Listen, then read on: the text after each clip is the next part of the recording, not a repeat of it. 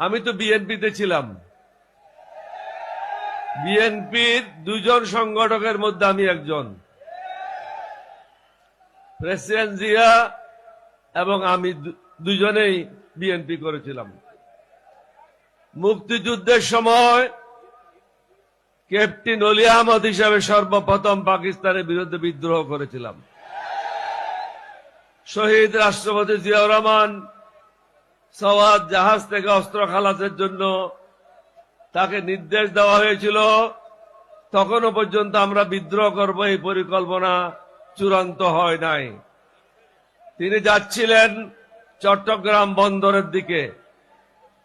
ইতিমধ্যে আমি যখন খবর পেলাম ঢাকাতে শুরু হয়ে গেছে গোলাগুলি, চট্টগ্রাম সেনানিবাসে গোলাগুলি শুরু হয়েছে, অষ্টম বেঙ্গল সেনাদেরকে নিয়ে আমি বিদ্রোহ করি এবং প্রেসিডেন্ট জিয়াকে দেওয়ানহাট নামক স্থান থেকে ফিরিয়ে নিয়ে আসি। অতঃপর দুজনে মিলে কালুঘাট বেতার কেন্দ্রে যায়। পরের দিন তিনি বাংলাদেশের স্বাধীনতা ঘোষণা করেন। আমরা কেন সেদিন পাকিস্তান থেকে স্বাধীনতা চেয়েছিলাম? ওরাও তো আমাদের ভাই। কারণ আমাদের যে ন্যায্য অধিকার ছিল সে অধিকার থেকে আমাদেরকে বঞ্চিত করেছিল।